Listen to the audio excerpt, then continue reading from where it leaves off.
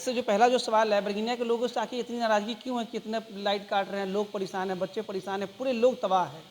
देखिए, यहाँ के पब्लिक से या यहाँ के जनता से मुझे कोई नाराज़गी नहीं है पर्सनली। जी। यदि विभाग में हम हैं तो हम विभाग में पब्लिक के लिए काम करते हैं, पब्लिक की सेवा के लिए काम करते हैं। यदि आप एक बात समझिए कि हमको 5.5 मेगावाट बिजली की ज़रूरत होती है जी। और ऊपर से ढाका ग्रिड से हमको 3 मेगावाट 2.5 मेगावाट बिजली मिल।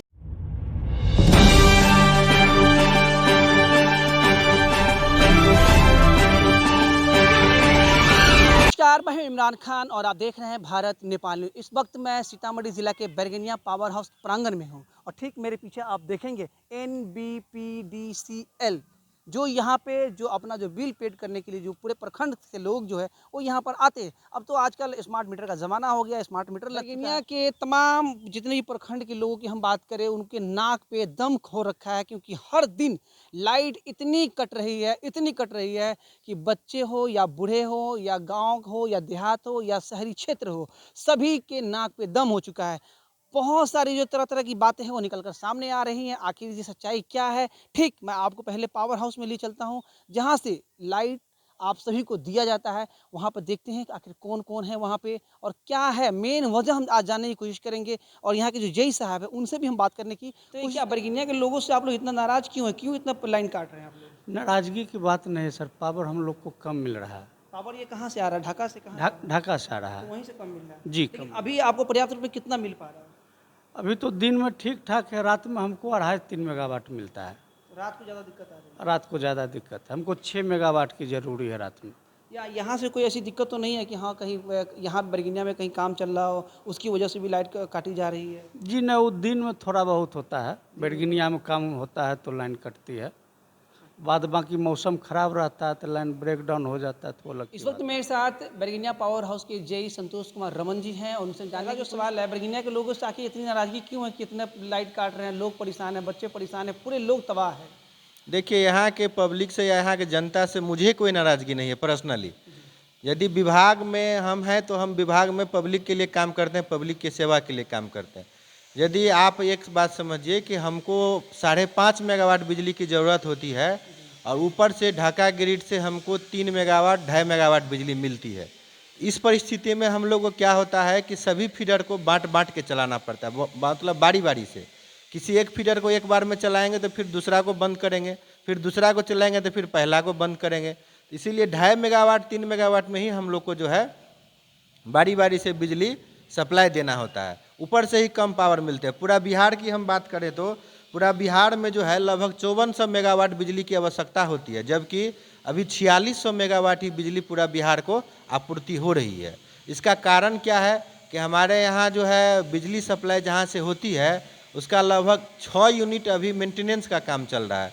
जो समर मेंटेनेंस होता है हम लोग का वार्षिक मेंटेनेंस, उसका मेंटेनेंस का काम होता है। वो लगभग जो है आपको 30 से 31 तारीख तक में सारा मेंटेनेंस का काम पूरा हो जाएगा, फिर बिजली सुचारू रूप से मिलेगी। अभी चूँकि मेंटेनेंस का वर्क हो रहा है इसलिए बिजली कम मिल पा रही है, कम उत्पादन हो पा रही है। बरगिनिया की हम बात करते हैं तो बरगिनिया को क्या कितना पर्याप्त रूप में मिल पा रहा है जो आप लोगों को दे पा रहे हैं? अभी देखिए, बैरगनिया को हमको 5.5 मेगावाट बिजली की आवश्यकता है और हमको दिन में पर्याप्त बिजली मिल पाती है, लेकिन शाम जैसे ही 6 से 7 बजता है तो पावर सप्लाई हम लोग को कम कर दिया जाता है। 3 मेगावाट कभी कर दिया जाता है, कभी 2 मेगावाट कर दिया जाता है। तो उस परिस्थिति में क्या होता है, हम लोग एक फीडर को बंद करके दूसरा फीडर को चलाते हैं। यही समस्या है। यहाँ से बिजली सप्लाई में कोई समस्या नहीं है। यदि हमको ऊपर से पर्याप्त बिजली मिलेगी तो हम 100% 24 आवर्स बिजली सप्लाई पब्लिक को देने का प्रयास करेंगे। इसको लेकर एसडीओ साहब से क्या बात आपने की है या सीतामढ़ी जो आपके जो वरीय पदाधिकारी हैं उनसे बात की है कि क्या जो ये लोगों की जो समस्याएं हैं वो आ रही है उनको लेकर कैसे दुरुस्त किया जाए और कब तक ठीक हो पाएगा ये?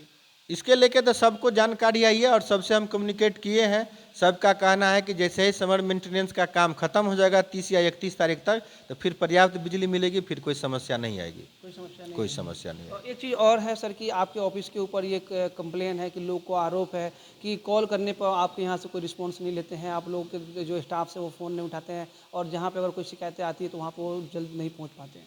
नहीं नहीं, ऐसा तो एकदम नहीं है। यदि हम लोग के यहाँ इस तरफ का कुछ है तो हमारे यहाँ कॉल सेंटर का नंबर है पावर हाउस में, वहाँ 24 आवर्स आदमी रहते हैं।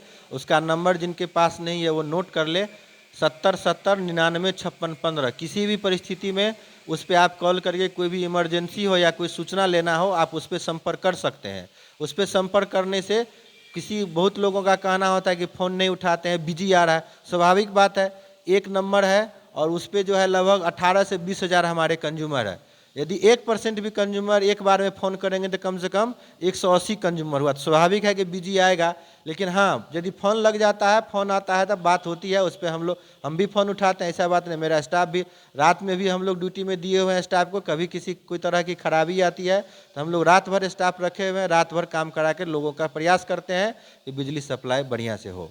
चलिए सर, हमसे बात करने के लिए शुक्रिया। Thank you. तो आपने देखा जो संतोष कुमार रमन जो यहाँ के जेई थे, उनसे भी हमने बात करने की कोशिश की है और जो भी समस्या थी, जो बरगिनिया के लोगों की जो समस्याएं थी, जो पावर जिस तरह से बार बार जो लोड शेडिंग है, जो लाइट रात को कट रही है, दिन में कट रही है और पिछले कुछ दिनों से जो बहुत ही ज़्यादा कटौती हो चुकी है और बहुत सारे जो लोगों को दिक्कतों का सामना करना, भीषण गर्मी में जिस तरह से बारिश भी नहीं हो रही है, आपको पता ही है, और एक अकाल वाली जो स्थिति है वो हो चुकी है। नीचे जितनी गर्मी है और उतने लोगों को भी काफ़ी परेशानी हो रही है।